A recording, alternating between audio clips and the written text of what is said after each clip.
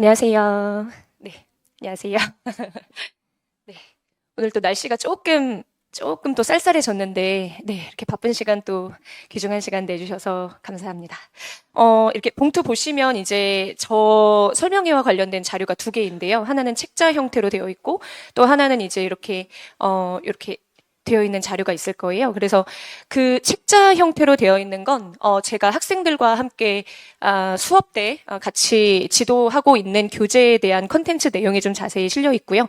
설명에 관련해서는 우리 그 종이 책자로 되어 있는 그 자료를 보시면서 같이 들어주시면 되겠습니다. 어떻게 겨울방학 때 우리 학생들 국어 공부 좀 열심히 했나요? 어떻게 좀 애들 열심히 하나요?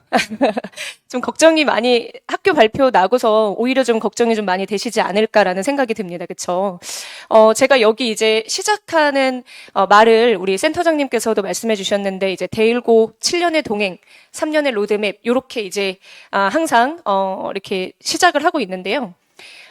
이제 대일고 국어 지도한 지는 이제 제가 올해로 7년 차가 되었고, 그리고 이제 학생들 1학년부터 3학년까지 좀 이끌어 가면서 학생들과 만나면서 지도하고 있습니다. 좀 올해 학생들을 좀 만나고 특히 이제 남학생들을 오래 지도하다 보니까 이 어머님들이 얼마나 좀 힘드실까라는 그런 공감이 훨씬 더 많이 되는 것 같아요. 아이들을 조금은 이제 이끌어가면서 저도 매년 다른 고민을 하게 되고, 특히 이제 남학생들이 이 국어 과목에 대해서 대하는 태도라고 해야 될까요? 우리 어머님들께서 어떻게 공감하실지 모르겠는데, 과목에 대해서 그렇게 애쓰고 싶어 하는 과목은 아니에요. 영어든 국어든. 근데 실수가 있으니까 열심히 해야 되는 과목이기는 한데, 제가 특히 이제 한 2년 정도, 특히, 그때 더 많이 느낀 건 예전에는 그래도 한 3, 4년 전만 해도 애들이 뭔가 다 같이 조금 그래도 해야 된다라는 분위기였다면 지금은 학생들이 해야 될 것만 딱 하고 싶고, 이 과목에 대해서는 내가 수학과학만큼 그렇게 열심히 하고 싶지 않아. 라는 그런 어떤 고집들이 좀 있더라고요. 그래서 이제 저도 학생들 물론 이제 지도한다라는 말로 표현하지만 어떻게 보면은 3년 동안 이끌어 가면서 조금은 조련한다라는 생각으로 학생들을 좀 어떻게 앉혀놓고 공부를 시킬 것인지, 과제를 하게 할 것인지에 대해서 조금은 이 학생을 좀 납득시켜야 학생들이 좀 잘 따라와 주고 있다라는 생각이 굉장히 많이 들었어요. 그래서 우리 어머님들께서도 저 사람이 저렇게 지도를 하니까 우리 아이가 저 사람한테 배우면 조금은 과제를 더 하겠구나. 조금은 더 나은 점수를 받을 수 있겠구나라는 생각을 아마 좀 확신으로 바꿔드릴 수 있지 않을까라는 생각을 좀 해봅니다. 네, 일단 제가 이제 먼저 말씀드리고 싶은 부분은 제가 이제 18년도부터 대일고를 했는데요. 이제 전문학원에 있을 때부터 학생들을 좀 지도를 했습니다. 근데 이제 전문학원에서 나오게 된 되게 좋은 학원인데도 나오게 된 이유는 사실 1학년부터 2학년, 3학년 이렇게 다 하고 싶었어요. 근데 이게 조금 구조적으로 조금 어렵다 보니까 나는 대일고, 그러니까 학생들이 너무 예뻤어요. 일단 저는 잘 맞았던 것 같아요. 그때 학생들. 그래서 그러다 보니까 이제 단과로 나와서 학생들 1학년부터 2학년 그리고 3학년까지 좀 끌고 가면서 지도를 하고 있는데 18년도, 19년도, 20년도, 21년도, 22년도, 23년도 이렇게 작년까지 시험의 추이를 봤을 때 일단 2학년, 3학년 시험은 그렇게 뭔가 난이도나 이런 어떤 변화면에서 조금 두드러지지는 않았는데 우리 1학년 시험이 굉장히 많이 까다로워지고 어떻게 보면 까다로워졌다기보다는 정말 세련돼졌습니다. 문제가 여러분 우리 학생들이 아마 이제 시험을 준비하면서 시중에 나와 있는 어떤 자습서라든지 아니면 평가 문제집이라든지 이런 문제를 풀면서 할 만한데라는 생각을 분명히 할 거예요. 근데 이제 자습서나 평가 문제집을 파는 입장에서 이제 출판사 입장에서는 아이들한테 당연히 틀려라 하는 문제집이 아니에요. 그쵸? 서술형이나 아니면 객관식 문제 같은 경우에도 내용 잘 확인했지? 정도를 물어보기 때문에 우리 아이들이 문제를 풀면서 내가 이해한 대로 그리고 공부한 대로 잘 맞고 있다라는 생각을 분명히 할 거거든요. 근데 이제 실전에서 선생님께서는 조금 더 다양한 사고를 할 수 있게 문제의 함정이나 아니면 굉장히 깊이 있는 디테일한 부분들까지도 건드리고 있습니다. 그러다 보니까 학생들이 거기까지 생각을 못하는 경우가 많고 1학기 중간고사에는 정말 많은 학생들, 특히 상위권, 최상위권 학생들도 시행착오를 겪게 될 거예요. 자, 근데 쭉 이제 시험을 봤을 때 이제 평균 같은 경우에는 조금씩 낮아졌고요. 그리고 표준 편차 같은 경우에는 조금 높아졌습니다. 물론 이제 다른 과목들도 조금은 그러니까 좀 뭐랄까 난이도나 이런 부분들이 조금 쉽지 않아졌다. 그리고 제가 이제 여기 목동에서 쭉 있으면서 남고들을 좀 많이 지도를 해봤거든요. 근데 7년 동안 하고 있는 학교는 우리 대일고밖에 없는데 뭐 영일고, 뭐 양정고, 뭐 장은고 다 해봤어요. 한 번씩. 근데 이 서술형이나 아니면 문제의 세련미는 대일고가 가장 쉽지 않습니다. 그러니까 남학생들이 조금은 하기 힘들어하는 거, 싫어하는 것들이 다 있는 시험이라고 생각하시면 될 것 같아요.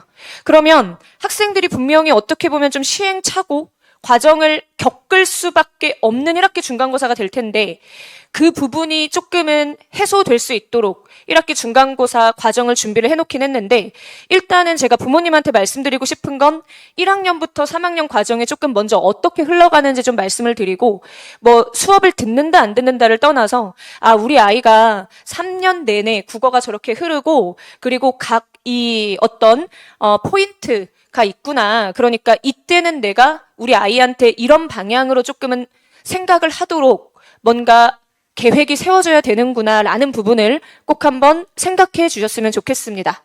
자, 첫 번째 내용인데요. 자, 일단 1학년입니다. 이제 우리 학생들이 곧 있으면 지학사 국어교과서로 이제 수업이 1년 내내 진행이 될 거고요.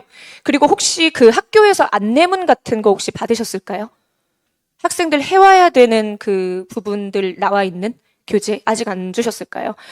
요게 이제 2년 전부터 부교재를 풀어오라고 하거든요. 부교재인데 이게 뭐냐면 EBS 올림포스 전국연합학력평가 약 3개년의 국어 기출문제를 학생들이 풀어오도록 하고 있어요. 이유는 이제 두 가지로 나눠볼 수 있을 것 같은데요. 일단 학생들이 국어를 기본적인 체력이 너무 안 되어 있습니다. 그렇기 때문에 억지로라도 조금 끌어올리자. 라는 것이고 그 다음에 매년 좀 다르기는 한데 수행평가에 조금은 반영되는 부분도 있습니다. 근데 원래는 이제 시험에 조금 포함시키지 않을 것 같았는데 이제 2년 전에 학생들이 좀 이제 풀어왔는데 뭐 표시도 안 되어 있고 뭐 이렇게 좀 푼 흔적 오답노트 이런 것까지만 해와라라고 했는데 엉망이고 하니까 갑자기 선생님께서 이제 돌변하셔서 전체 시험 범위 포함 요런 어떤 수를 두셨고 그리고 이제 학교에서 이렇게 유인물이 나가고 있습니다. 그래서 아마 목동 쪽에서 학교를 담당하는 학교 담당 국어 선생님이라면 대일고가 시험 범위가 정말 많다라고 아마 누구든 국어 강사 선생님이면 아마 느끼고 계실 거예요. 학생들이 이제 그 준비하는 과정도 굉장히 힘겹게 느껴질 거고 그 다음에 이제 준비하는 어떤 선생님들께서도 피곤함을 느낄 정도로 굉장히 많은데 저는 이게 학교에서 우리 1학년 친구들을 진짜 많이 선생님들께서 생각해 주시는구나라고 느꼈어요. 왜냐하면 이렇게 들어가면 이제 준비하는 과정도 어렵고 시험 문제도 어려워졌는데 1등급 컷이 80점이든 90점이든 1, 2등급 친구들은 나오게 되잖아요. 그리고 아이들이 이제 2학년 올라가면 분명히 부모님들한테 무슨 얘기를 할 거냐면 엄마 난 정시 파이터. 엄마 난 이제 이거 못하겠고 왜냐하면 또 1학년 모의고사는 나쁘지 않게 나와요. 그러니까 1등급 나오고 2등급 나오는데 내가 여기서 왜 3, 4등급을 받으면서까지 국어를 해야 되지? 그럼 이제 학교에서 선생님들께서 해줄 수 있는 건 이 모의고사를 포함시킬 테니 여기서라도 정시 공부를 좀 해라. 왜냐면 우리 부모님들께서도 아시겠지만 나 정시 파이터라고 아이 입 밖으로 꺼내는 순간 공부 안 합니다. 저도 너무 많이 느끼고 있는 것이고 그래서 선생님들께서는 이제 좀 변별되는 걸 얻어내기 위해서 그러니까 수시를 챙길 1, 2등급 학생들을 위해서 시험 문제를 어렵게 출제하되 그 대신 포함 범위를 교과서 외에 이 모의고사까지 집어넣으면서 그럼 정시 파이터들이 될 우리 미래의 어떤 그 새싹 같은 아이들에게 조금이나마 공부를 시키겠다. 공부를 조금이나마 우리 같이 해보자. 라는 어떤 좀 그 챙겨주시려는 마음 때문이 아닐까라는 생각이 듭니다. 자, 그래서 1학년 같은 경우에는 국어에 대한 어떤 기본적인 체력을 키우는 가장 중요한 시간이 되는 때라고 생각해 주시면 되고요. 양적으로 일단은 뭐 거의 대부분의 고등학교에서 정말 1, 2위 할 정도로 가장 많다. 이렇게 생각하시면 될 것 같아요. 그래서 이제 저도 이따가 말씀드리겠지만 그러면 이걸 어떻게 다 준비할 것이며 그쵸? 요걸 어떻게 타겟팅해서 전부 다 그 과정 내에 준비하게 할 것인가? 요거는 이따가 제가 말씀을 드릴게요. 자, 그리고 2학년 같은 경우에는, 요게 2년도가 아니라 2, 3년도입니다. 작년 기준으로, 이제 2학년 같은 경우에는 1년 내내 문학입니다. 1년 내내 문학이어서 벌써 이제 어머님들, 지금 이제 제가, 같이 1학년 하고 있는 친구들, 이제 2학년으로 곧 올라갈 친구들, 어머님들께서 벌써 상담 전화를 굉장히 많이 하세요. 우리 아이는 문법에 강했고 비문학은 조금 잘하는데 그래서 1등급이 나왔었던 앤데 선생님 저 이거 문학 이거 1년 내내 애들 해야 된다는데 어떻게 하죠? 네, 아마 걱정 굉장히 많이 되실 거고 특히 최상위권일수록 조금 1년 내내 문학으로 이렇게 시험이 이루어진다라는 거에 대해서 걱정이 많으실 겁니다. 근데 일단은 교과서 내용은 거의 들어가지 않고요. 거의 이제 뭐냐면 수능형 문학으로 출제가 되는데 시험 범위는 학생들이 무슨 생각을 할 거냐면 1학년을 겪었잖아요. 그리고 이제 공지가 이렇게 딱 붙을 거예요. 시험 범위 요거야 이렇게. 그럼 이제 거기에 적혀있는 작품이 딱 10개밖에 안 돼요. 10개 내외. 그럼 학생들이 이거 해볼만 하다. 근데 거기에 외부 지문이 2, 3개씩 다 따라 붙어요. 그러니까 1학년 때는 예고된 외부 지문이 붙는 거라면 2학년 때는 시험 범위로는 10개만 주는데 이제 학생들이 실전에서 문제를 풀어야 되는 거에 외부 지문이 다 갖다 붙는 거죠.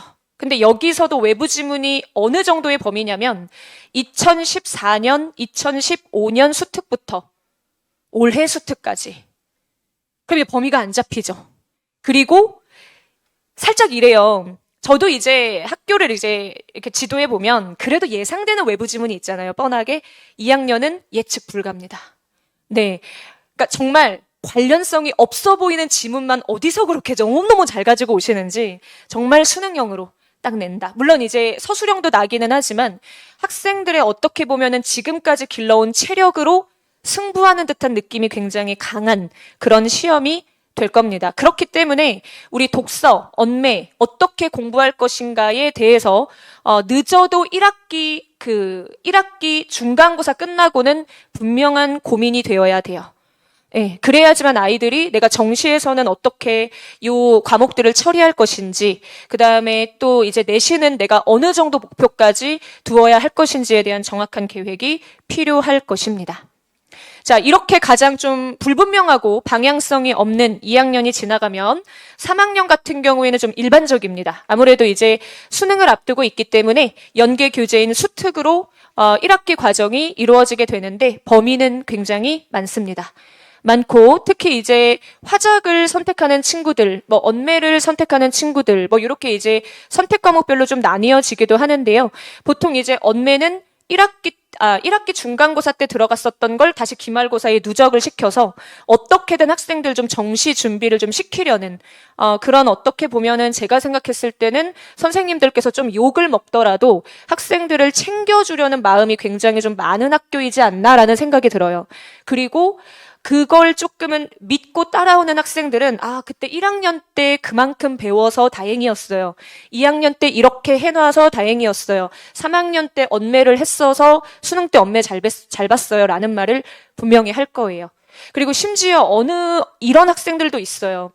2학년 때까지는 이제 내신이 2점대였는데 이제 뭐 3학년 때까지 그 국어 과목 같은 경우에는 쫙 끌어올려서 1점대로 올려서 이제 교과로 굉장히 좋은 자기가 원하는 학교에 이렇게 합격하는 그런 학생들도 있고요. 그래서 이제 수시 같은 경우에서 이제 보상을 가장 잘 받을 수 있는 학년이 좀 3학년 과정일 것이다 라는 생각도 좀 듭니다. 그러니까 그만큼 좀 포기하는 학생들도 이제 많아지는 시기이다 보니까 그런 생각이 좀 듭니다. 그래서 이렇게 이제 과정이 좀 흐른다라는 부분부터 좀 먼저 말씀을 드리고 싶고, 전반적인 교육 과정을 봤을 때 학교 선생님들이 아이들을 굉장히 많이 챙겨주시려는 국어면에 있어선 그런 부분들이 있기 때문에 조금은 그래도 내가 이거를 집착하는 거에서 좀 벗어나서 이걸 어떻게 내신에서는 얼마나 끌어올릴지, 수능에서는 어떻게 써먹을지에 대한 그런 부분들을 우리 부모님들도 학생들도 잘 생각해서 이거 아니면 이거가 아니라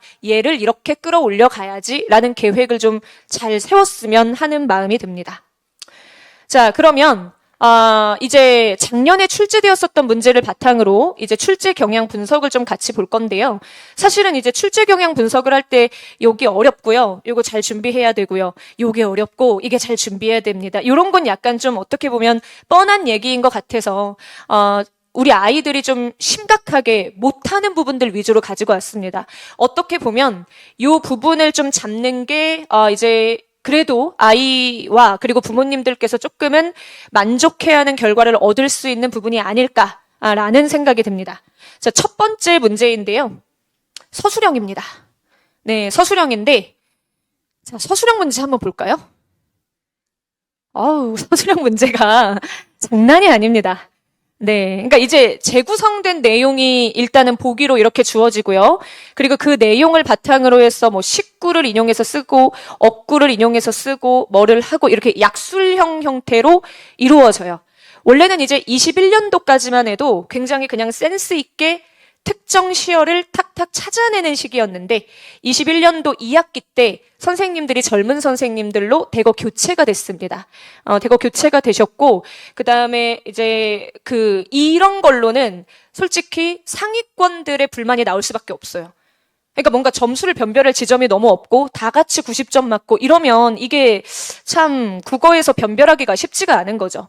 그러니까 이제 조금은 성실하게 공부하고 그 다음에 조금은 그래도 얘의 국어 능력을 정확하게 재려면 서술형을 조금 더 이제 학생들이 사고할 수 있고 추론할 수 있는 이런 문제로 좀 구성하는 게 맞지 않나라고 아마 고민을 좀 하셨던 것 같습니다. 그래서 굉장히 뭐냐면 어떻게 보면 우리 부모님들께서는 뭐 저렇게까지 하는데 제가 생각했을 땐 이게 맞는 것 같아요. 열심히 한 애들이 잘 봐옵니다. 공부 안 하고 서술형 하기 싫어요 하는 친구들은 당연히 점수가 낮을 수밖에 없는데 그걸 이제 하게끔 만드는 게 제 몫인 것 같아요. 서술형 같은 경우. 그래서 여기도 지금 보면 뭐 2021년도 2학기 중간고사부터 서술형 문제가 변화했고 본문의 정보를 재구성해야 되고 그리고 쓰기 조건을 충족하는. 그러니까 여기도 지금 보면 1어절, 3어절 이렇게 나오죠. 여기는 식구라고 나오죠. 그러니까 애들 입장에서는 그냥 뭐 이렇게 어떤 특정 조건만 보고 이거구나 하고 이렇게 들어가는데 조건들이 알고 보면 좀 숨겨져 있는 경우가 좀 많습니다. 근데 아이들이 그걸 실전에서 많이 놓치는 경우가 많아요. 그래서 그걸 이제 여기 현장에서 틀리게 만들어야죠. 현장에서 틀리면 실전에서 안 틀려요. 근데 현장에서 너무 쉽게 풀어버리고 그냥 이제 자습서에 있는 정도만 변형해서 나간다? 이러면 실전에서 틀려와요. 그렇기 때문에 너 여기서 틀리니까 여기서 틀리지. 여기서 요거 틀렸고 여기서 요거 틀렸고 요런 게 너는 잘 틀린다. 그러니까 요걸 꼭 염두에서 가라. 라는 것들을 여기서 훈련시키지 않으면 실전에서 아이들이 그걸 생각을 안 하고 가겠죠. 자기가 풀었었던 방식대로 풀면 맞았으니까. 그래서 그런 식으로 조금은 서술형 훈련이 이루어져야 됩니다. 서술형은 총 8문항이 나오고요. 그 다음에 배점으로는 총 40점인데 여기 이렇게 괄호만 채우는 형태가 아니라 조건에 맞게 문장을 이제 3문장 그리고 뭐 2문장 정도씩 8개의 답을 써야 돼요. 그러면 이제 50분 동안 객관식 문제도 풀어야 되고 요거까지 8문항을 정확하게 써야 된다. 이러면 이제 생각보다 굉장히 기계적으로 쓰지 않으면 힘들어지겠죠. 그렇죠? 자, 이렇게 문법 같은 경우에도 조금 이렇게 서술형으로 나오고 있는데 아이들이 공통적으로 작년에 어렵다라고 얘기했었던 문항입니다. 근데 이제 저 같은 경우에는 그거보다 훨씬 더 어렵게 시킬 거예요. 똑같은 내용을 이렇게 써보고 조건 바꿔서 이렇게 써보고 걸려들게 일부러. 그래서 이제 실전에서는 정확하게 우리 아이들이 다른 친구들보다는 훨씬 더 유리하게 서술형에서 문제를 마치도록 훈련을 시키고 갈 예정입니다. 근데 요 문제가 사실은 조금 문제가 있었어요. 예, 조금은 뭐냐면, 그 이제 예전 모평 관련해서, 고3 문제에서 나왔었던 예문이랑 조금 상이한 부분이 있어서 학생들이 조금은 이제 틀린 부분들이 있었는데 그걸 이제 같이 이의 제기를 조금은 하자고 얘기를 했거든요. 근데 저는 이게 조금 우리 학생들한테도 조금 불만이고 우리 부모님들한테도 조금 불만인 게 학생들이 좀 잘 안 움직여요. 선생님 다 잊어버려요. 하루만 지나면, 롯데월드 갔다 오고 해서 기분이 좋아져서. 네, 이게 있었나? 할 정도로 잘 그냥 기억도 못하고, 저는 혼자 자료 찾아가면서, 이것 좀 이렇게 좀 해봐봐. 네, 이따 갈게요. 갔다 왔니? 아직 안 갔어요. 저가 가르치고 있는 애들끼리 다 모아가지고 한 번만 가졌으면 좋겠는데.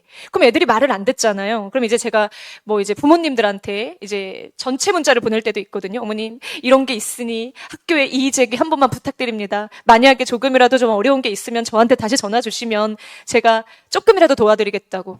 누구도 지금 요 문제 때문에 오르거나 내리거나 할 수 있으니까 좀 부탁드립니다. 이러면 우리 어머님들께서도 혹시 근데 불이익이 가면 어떡하지? 이런 생각을 안 하실 수 없거든요, 사실. 그렇잖아요, 그렇죠? 아이가 만약에 특히 수시를 챙겨야 되는 애라면 선생님께서 저 자식은 이의 제기를 했고 근데 사실은 그렇게 하시는 선생님들은 없고요. 제가 이제 다른 학교기는 하지만 이의 제기를 좀 세게 한 적이 있어요. 논문까지 찾고 이래서 애들 10명 데리고 가라 라고 얘기해서 했는데 이제 수학여행 갈 때 비행기에서 그 이의 제기한 학생 이제 다른 선생님한테 소개할 때 얘 진짜 공부 열심히 하는 애고 얘 내가 너무 예뻐하는 학생이라고 이런 문제 이의 제기도 할 정도로 너무 똑똑한 학생이라고. 그러니까 선생님들이 그렇게 이렇게 적대시하지는 않더라고요, 보면. 그냥 이런 문제가 있구나. 그리고 저는 그 액션이 되게 중요하다고 생각하는 게 다음번 시험에서 이게 고쳐지지 않더라도 다음번 시험에서 똑같은 어떤 조금 아니면 뭔가 좀 복수 정답으로 인정할 요소가 있으면 다시 이의 제기를 했을 때 선생님들께서 답안으로 인정해 주시거나 아니면 뭔가 문제가 조금은 이런 부분은 이제 내지 말아야겠구나라는 그런 반응으로 돌아오기 때문에 저는 이 이의 제기를 해서 답이 고쳐지느냐 안 고쳐지느냐도 물론 중요하지만 그 이후의 학교의 변화를 가지고 오는 것도 조금은 의미가 있다고 생각하거든요. 그래서 혹시라도 나중에 뭔가 이제 시험 때 이제 선생님들께서도 사람이시기 때문에 조금이나마 뭔가 모호한 부분이 있거나 이러면 조금 저는 좀 학생들 편에서 조금은 아마 요런 행동들을 좀 계속 할 것 같습니다. 네, 어쨌든 요런 사건이 있었고요. 그럼 이제 부모님들은 생각하시겠죠. 아니, 선생님께서 그렇게 열심히 하시면 뭐해요? 우리 아이가 서술형을 풀어야죠. 1학기 중간고사를 거치죠. 그리고 그래도 1학기 중간고사 때까지만 해도 1학기 중간고사 이후에는 그래도 난 정시 파이터가 돼야지 이런 친구들은 없어요. 그래도 1학기 기말고사라는 기회는 한 번 더 주잖아요. 그랬을 때 공부를 좀 제대로 하고 싶어 하는 학생이라면 다 저한테 서술형 문제 좀 더 달라고 해요. 서술형 문제 더 달라고 하고 더 연습하고 싶다고 하고 그래서 제가 파일로 보내주기도 하고 애들 다 여기 1, 2, 3반 중에서 서술형 최고점이라던데 그리고 서술형 시험 어땠니? 하면 서술형은 다 맞았어요. 제일 좋았던 건 뭐니 해도 서술형. 공부 좀 하는 애들이고 공부에 좀 욕심 좀 있고 국어 시험 좀 효율적으로 그래도 내가 준비하고 싶다라는 애들은 저도 알아요. 애들이 저를 좋아해서 학원에 다니는 게 아니라 서술형 때문에 학원에 다닌다는 애들도 굉장히 많습니다. 왜냐하면 시중에서 준비할 수 없는 자료이기 때문에. 그래서 저는 아이들이 좀 힘들고 귀찮고 짜증은 많이 낼 텐데 더 많이 만들 거예요, 사실. 더 많이 만들어서 조건 조금만 달리해서라도 너 직접 써보고 왜냐면 이제 머리에 다 있어요. 이러는데 실전에서 틀리고 오니까 조금만 써보자. 그리고 서술형을 다 쓸 수 있는 친구라면 객관식도 다 잘 풀어요. 근데 이제 객관식을 푼다고 착각하고 서술형도 되겠지라고 하면 서술형에서는 다 틀리고 그래서 이런 과정이 조금은 효율적으로 가져갈 수 있게 서술형 문제는 이렇게 제가 아마 좀 학생들이 시험을 이제 같이 준비하고 간 학생이라면 왜 이렇게까지 저 선생님이 우리한테 이걸 시켰는지 알겠다라고 아마 학생들이 납득을 할 겁니다. 남학생들이 납득을 하면 과제를 합니다. 그래서 지금 제가 가르치고 있는 학생들은 서술형 과제를 매우 소중하게 자기들이 먼저 달라 그래요. 예, 어쨌든 그런 과정을 제가 학생들과 같이 하고 있다라는 것. 자, 그리고 이제 킬러 문항 유형에서 두 번째는 문법인데요. 대일고는 문법을 정말 좋아하는 학교입니다. 시험 문제도 정말 잘 내시고요. 그래서 이제 다른 학교 같은 경우에는 이렇게 네 파트가 1학년 때 배우게 되는 요소예요. 각 시험당 한 파트씩 들어간다고 생각하시면 됩니다.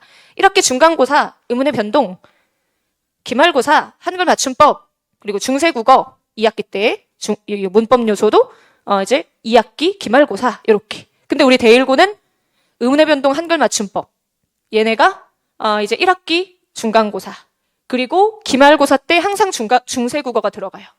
그러니까 다른 학교 같으면 여름방학 때 이제 특강도 좀 듣고 그래서 좀 배경 지식을 쌓은 상태에서 중세국어를 보는 경우가 많은데 우리 대일고 학생들 같은 경우에는 중세국어를 1학기 때 보는 경우가 상당히 많았습니다. 근데 요게 이제 조금 물론 변동은 있을 수 있습니다. 변동은 있을 수 있는데 중세국어까지도 이렇게 끌어올려서 1학기 때 배우는 경우가 좀 있었고요. 그리고 품사, 형태소 단어의 형성, 문장 성분, 문장의 짜임이고 전부 다 고등국어 범위가 그냥 다 들어간다라고 보시면 돼요. 학생들이 힘들어 하는데 1학년 때 잘 견디면 1학년 때 했던 문법 때문에 3학년 때 언매 공부 안 한다라는 학생들이 정말 많습니다. 그래서 이 과정도 저는 선생님들께서 정말 좀 원망 소리 들어가면서 애들 많이 챙겨주려고 하시는구나라는 생각을 계속 하게 되더라고요. 자, 그래서 문법에서만 2배 이상의 학습 부담이 생기는데 그러면 이제 어떻게 해야 되냐면 물론 개념도 공부하고 적용하는 것도 공부하고 해야 되는데 학생들한테는 문법 같은 경우에는 똑같은 문제를 여러 번 풀어보게 해야 돼요. 그러니까 뭐냐면 날 것 같은 문제, 예상이 가능한 문제. 학교에서도 유인물을 주시거든요. 근데 유인물에 있는 문제가 다 그대로 나오지는 않고 약간은 이제 그 유인물이 조금은 변화하지 않고 계속 나가고 있어요. 그러니까 3년 전부터 똑같은 유인물이 배부가 돼요. 그러면 이 유인물에서 3년 전에 나왔었던 문제는 또 안 나오고 2년 전에 나왔었던 문제는 안 나와요. 근데 저는 그걸 알죠. 그쵸? 근데 물론 요번에 어떤 선생님께서 유인물 변화가 있을지는 모르겠으나 어쨌든 거기에서 그러면 만약에 그 유인물이 똑같이 나온다 하면은 3년 전으로 회귀할 가능성이 좀 높아요. 양적으로는. 그럼 또 거기에 있는 걸 좀 건드리실까? 아니면 제가 아까 3학년 학생들까지 한다고 했었잖아요. 3학년 문제가 거의 그대로 나온 적도 있어요. 예, 그래서 1학년, 3학년 문법은 거의 유사하다라고 할 정도로 왜냐면 문법이 어쨌든 개념 공부다 보니까 그럴 수밖에 없는 것 같은데 되게 유사한 유형이 시험에서 나오는 경우가 많습니다. 그래서 학생들이 이제 기출 문제를 바탕으로 해서 요런 문제 테마별로 좀 풀고 갈 수 있어야 한다라는 걸 학생들한테 강조해서 풀고 가게끔 그러니까 뭐 개념도 중요한데 여기서 이렇게 한번 해봤다가 이렇게 해서 답을 아예 좀 골라낼 수 있도록 조금은 연습을 좀 시키고 있어요. 예, 그래서 좀 아이들이 문법에 너무 힘들어하는 학생들은 많은데 그래도 이 정도의 문제는 네가 풀고 갈 수 있게끔 훈련해줄게 라는 정도로 좀 연습을 해야 되는 부분들이 분명히 있습니다. 그래서 학교 유인물이 반영된 문법 교재를 따로 학생들과 함께 공부하고 있고요. 아까도 나왔었던 문제 있었는데 동일한 이 문제가 요번에 출제될 확률이 굉장히 높겠다라고 하면 그 문제들을 좀 많이 실어줘서 그 문제 정복하고 갈 수 있게 몇 번이고 훈련을 시키고 가고 있습니다. 자, 그리고 이제 외부 지문입니다. 외부 지문은 학생들 오답률이 가장 높습니다. 아까 서술형도 그랬고 문법도 그랬다고 얘기는 드렸는데 외부 지문은 학생들이 무슨 생각을 하냐면 실전에서 어렵다라고 생각하지 않고 자기 주관으로 풀고 오는 경우가 많아요. 그래서 정답이겠지? 하고 왔는데 약간 이제 문법이나 이런 문제는 고민을 했었던 흔적들이 막 있어요. 3번, 4번 왔다 갔다 하고 마지막에 고치는 흔적 있고 물음표 표시 있고 유유 표시 있고 막 난리가 나요, 시험지에. 그리고 이제 채점할 때도 아이들이 이렇게 채점을 할 거란 말이에요. 근데 이제 외부 지문 같은 경우에는 틀렸네. 이렇게 채점을 할 거예요. 왜냐면 본인이 그래도 이게 정답일 거야 라고 확신을 하고 풀거든요. 그래서 학생들한테 필요한 건 뭐냐면 내용적인 공부도 물론 중요하긴 한데 내용을 묻고자 하는 문제는 아닙니다. 선생님들께서는 이 눈으로 찾아낼 수 있는 것에 초점을 두기 때문에 너무 이렇게 많은 것들을 사실은 하지는 않으신다는 거. 그래서 우리 학생들한테도 어떤 식으로 문제를 풀어야 되는지에 대한 원리를 같이 시험 때 수업을 하고 가고 있습니다. 그러니까 무슨 말이냐면 내용 문제 이렇게만 생각하기, 표현상의 특징 문제 여기까지만 생각하기, 확장해서 생각하면 안 돼. 예를 들면 아이들이 이러거든요. 여러 산봉우리에 여러 마리의 뻐꾸기가 울음울어 때로 울음울어 석석 3년도 봄을 더 넘겨서야 나는 길든 서름의 맛이 들고 그것은 실상 한 마리의 뻐꾹새임을 알아냈다. 이 문제를 가지고 이 내용을 풀어야 돼요. 그러면 아이들이 어떻게 생각하냐면 초현실적 삶의 경험에서 비롯된 것이다. 오, 그런 것 같다. 왜냐면 뻐꾸기가 여러 마리가 운다는 걸 현실에서 경험하기가 어렵잖아요. 그러면 아이들은 초현실적인 것 같아. 또 어떤 친구들은 자연물의 주술적 속성을 통해 구체적으로 주술적 뭔가 어려우니까 이게 답인 것 같다. 이런 생각, 주관적인 걸 가지고 푼다라는 거죠. 근데 학교에서 선생님은 알아낼 수 있게 힌트를 줘요. 그게 뭐냐면 철쭉꽃에는 색채가 있잖아요. 서름을 환기하며 시상을 마무리하고 있다. 시상을 마무리한다라는 건 맨 마지막에 나올 거다 이 얘기거든요. 그럼 그냥 철쭉꽃이 있고 색채가 있고 서러움이라는 걸 환기하며 라는 걸 이렇게 선지상의 힌트로 주는데 우리 아이들은 1, 2, 3, 4, 5번을 거치면서 너무 많은 고민을 하고 5번을 채 바라보지도 못하고 온다라는 거죠. 그럼 제가 학생들한테 뭐라고 얘기하냐면 범위를 주는 선지부터 무조건 먼저 보렴. 꼭 1번부터 볼 필요는 없어. 그것만 알려줘도 아이들이 정답을 맞추는 그 정도성이 달라져요. 왜냐면 선생님들께서는 이걸 준 거니까. 근데 너무 쉽게 내면 안 되니까 5번으로 선지를 밀어버린 거죠. 그러니까 이런 식의 어떤 팁들을 주면 아이들이 납득을 하고 문제 잘 풀어옵니다.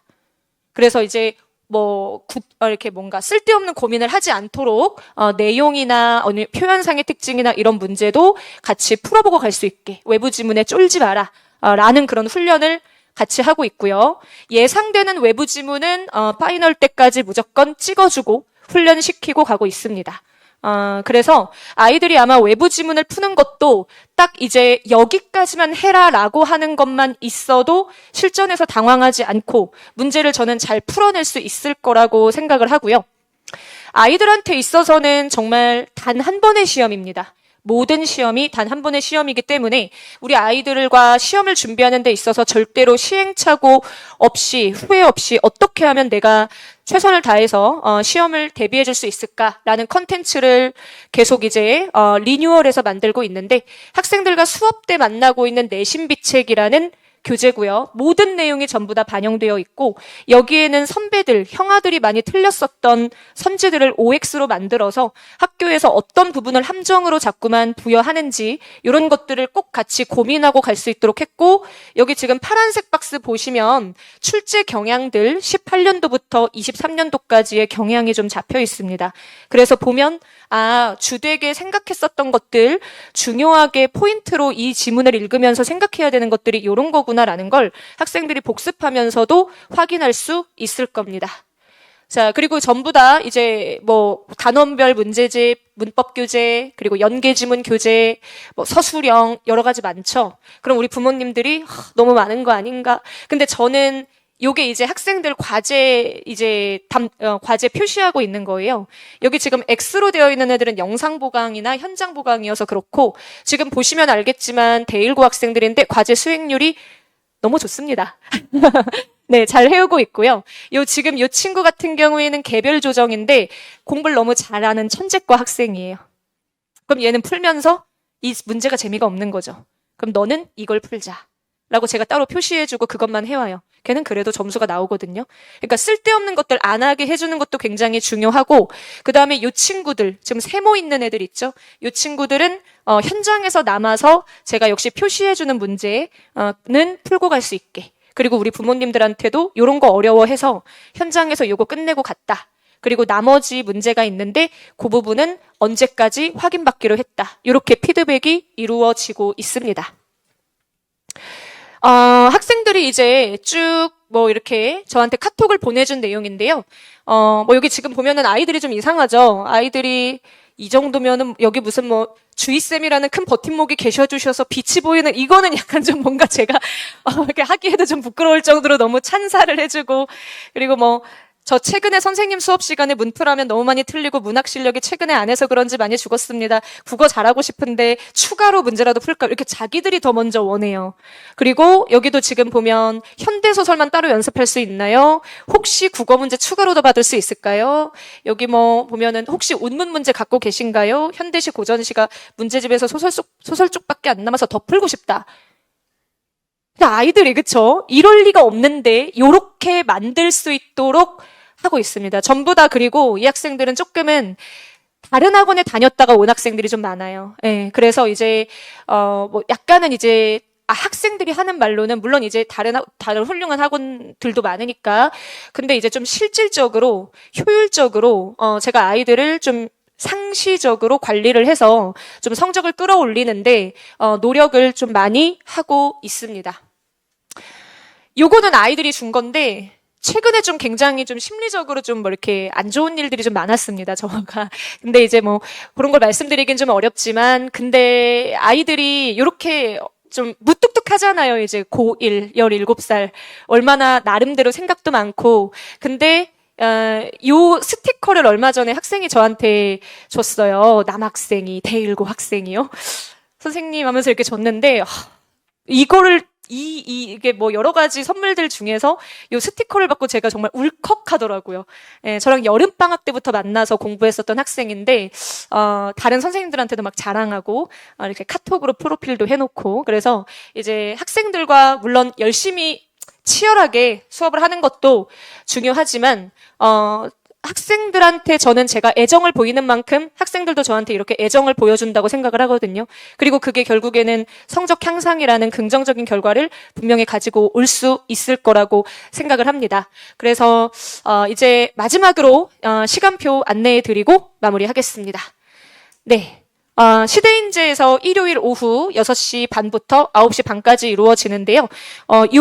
이제 개강일 같은 경우에는 3월 10일이라고 생각하시면 되고, 네. 같은 수업이 이제 그 토요일 오후 2시부터 5시까지 이루어지게 되고, 이때는 이제 3월 9일 개강입니다. 아마, 개강 일자가, 네, 조금은, 다시 한번 말씀드리면 10일, 9일, 요렇게 이루어지게 되고요. 수능과 내신 한꺼번에 아이들 챙길 수 있도록 같이, 수업을 진행을 하고 있습니다. 우리 부모님들께서 여기까지 오셔서 설명회를 들으시는 건 정말 많은 숙고, 하시면서 이제 우리 아이의 국어 실력을 좀 향상시킬 수 있는 선생님일까라는 여러 가지 고민을 하실 텐데 아이 성적이 안 나오면 분명히 본인 탓을 하실 거거든요. 내가 그 선생님 수업을 아이한테 안 밀어 넣었어야 되나 이런 고민도 하실 거고 근데 우리 부모님들께서 분명히 그 소중한 고민 끝에 수업을 맡겨주셨을 때 저 선생님이 분명히 우리 아이의 어떤 국어 버팀목이 되어줄 수 있겠구나라는 확신으로 바뀔 수 있도록 강의실에서 우리 학생들과 항상 최선을 다하며 수업 진행할 수 있도록 하겠습니다. 감사합니다.